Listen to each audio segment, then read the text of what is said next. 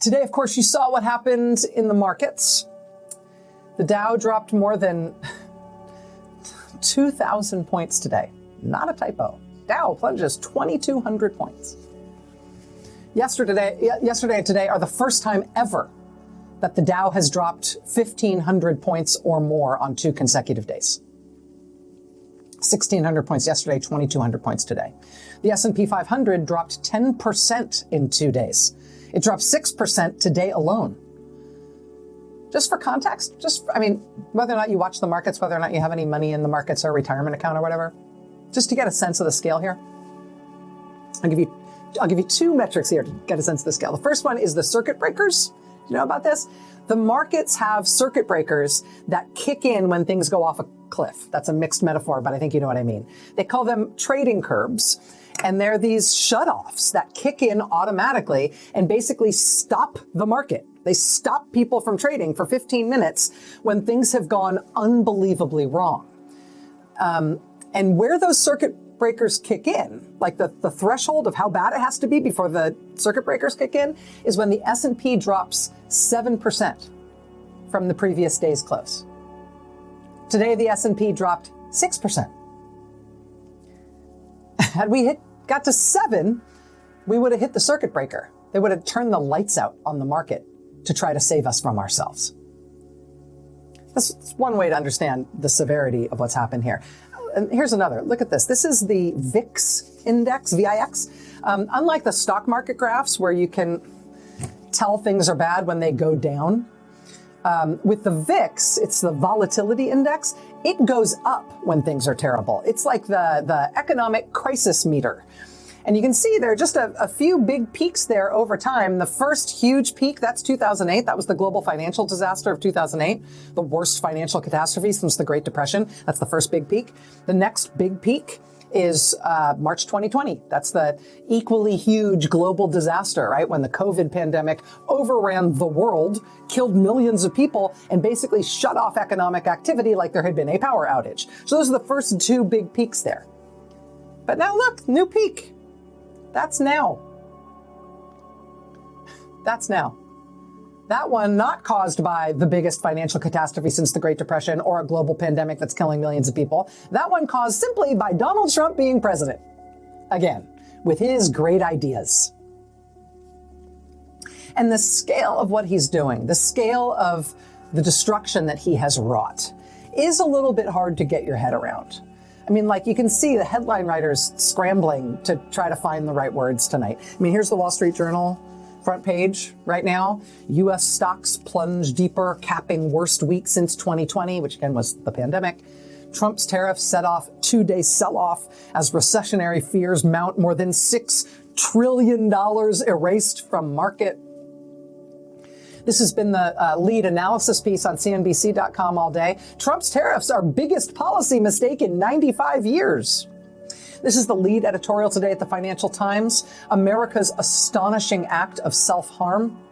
But the picture of Trump there actually kind of puts a nice punctuation mark on that. Look what we've done to ourselves. Hi.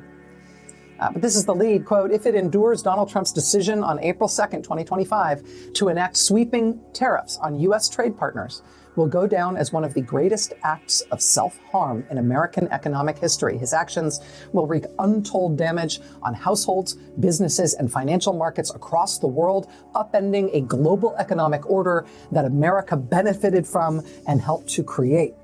Elsewhere in the FT today, they described Trump's actions as, quote, strangely self-sabotaging, quote, economic lunacy that might seem better explained by psychologists than economists. Larry Summers, former Treasury Secretary, says, quote, this is to economics what creationism is to biology, what astrology is to astronomy, what RFK thought is to vaccine science. The Wall Street Journal summarizes tonight, quote, "The Dow Jones Industrial Average became the last of the three major financial indices to enter a correction, defined as a decline of 10% or more from a closing peak. After today, the Dow is down 14.9% from its most recent high. The Nasdaq is now a bear market, off 22.7% from its recent high. Anything more than 20% is considered a bear market. The Magnificent Seven stocks, which include Nvidia, Apple, and Amazon, collectively lost $1.55 trillion in market capitalization this week. That is a record. Apple alone saw $443.5 billion in market value evaporate. I mean, it is hard to get your head around how much damage this one man can cause. I think it's even harder to get your head around simultaneously the fact that he can do damage of this magnitude with such a teeny tiny amount of thought. Right? You think it would take like a grand plan and some big brains to figure out how to destroy the economy of the richest nation on earth. But that's not how it's working out. Turns out it doesn't take a big idea or a lot of big brains working together. I know that this may be something that you remember, but just in case it's not, I'm just going to put this back on the front page here just for a second. Because do you remember where Trump got the tariff thing from in the first place? Do you remember like when and why and how we started talking about tariffs in the first place? It was in his first campaign for president. Trump didn't really have any formal economic advisors. So he told his son-in-law, Jared, to find him an economic advisor. Trump reportedly gave Jared some vague ideas of what his thoughts were on economic issues. You know, something, make me look tough, China bad, something. Jared then decided to find his father-in-law a financial advisor for his presidential campaign by going on the Amazon.com website and starting to browse books. Not like reading the books, because you can't do that on the Amazon website. He was just looking at the covers, looking at the titles. And he found a book title that he thought was so cool. The title was Death by China. Oh my God, that's so cool. That's so awesome. And that apparently was it. Quote from Vanity Fair. Trump gave Jared a summary of his views and then asked him to do some research. Kushner simply went on Amazon, where he was struck by the title of one book, Death by China, co-authored by a man named Peter Navarro. Jared then cold called Navarro, a well-known trade deficit hawk who agreed to join the team as an economic advisor. Navarro was a major advocate for an aggressive pro-tariff policy. Where did Peter Navarro get his idea that tariffs would be a good policy for America? What was his backup for that conviction? Well, he did have backup from a real expert who he cited in at least a half dozen of his books, including the one that Jared found on Amazon that fateful day. In all of his books, Peter Navarro has cited an economics expert to justify his views. And the economics expert he cites is somebody named Ron Vera, V-A-R-A, Ron Vera. When Trump won the presidency and entered the White House, this Ron Vera started circulating a memo around Washington in support of Trump using tariffs in trade policy. According to the New York Times, the memo had been, quote, sent from an email address purportedly belonging to Ron Vera. At one point, Ron Vera wrote in the memo that Trump could, quote, ride the tariffs to victory. The problem is Ron Vera doesn't exist. He never has. The economics expert that Peter Navarro has long cited to explain why he's so gung-ho on tariffs, this person, Ron Vera, is a made-up person. He is a fictional person. Peter Navarro invented Ron Vera as his expert source so he could quote this expert source over and over and over again in his crackpot books. Who is Ron Vera? Ron Vera is an anagram of Navarro, which is his last name.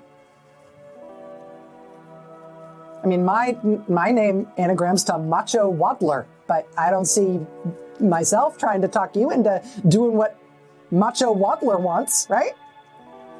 But that really is how the Trump administration crafted its tariff policy. That's where Trump came up with the tariff idea. circulating a fake memo from a fake person with a fake email address in order to make it look like this was a serious issue being debated by real experts. That is the intellectual basis on which Donald Trump today wiped $6 trillion of wealth out of existence and crashed America's markets and brought America and the world to the brink of a self-inflicted, on-purpose, global Great Depression along the lines of what we had in 2008 and what the pandemic inflicted upon us in 2020. This time, the global disaster is Donald Trump's big brain. And Donald Trump may think it's all going to work out. The American people are awake and well aware that this is not going to work out. New Reuters Ipsos polling, to which I would like to bring your attention. Do you approve or disapprove of Donald Trump's handling of his job as president? Disapprove by a 10-point margin. Do you approve or disapprove of how Donald Trump is handling the economy specifically? Disapprove by a 15-point margin. Do you approve or disapprove of how Donald Trump is handling the issue of international trade? Disapprove by an 18-point margin. Do you approve or disapprove of how Donald Trump is handling the issue of your cost of living? Disapprove by a 27-point margin. Is the Trump administration competent or incompetent at running the federal government? Incompetent by a 20-point margin. Is the Trump administration competent or incompetent at rolling out new economic policies? Incompetent by a 25-point margin. Is the Trump administration competent or incompetent at downsizing government without affecting vital services? Incompetent by a 25-point margin. That's before the markets did what they've done in the last 2 days. The American people get it. They get it. They are awake. They are not giving up. And tomorrow, a lot of them are going to show it.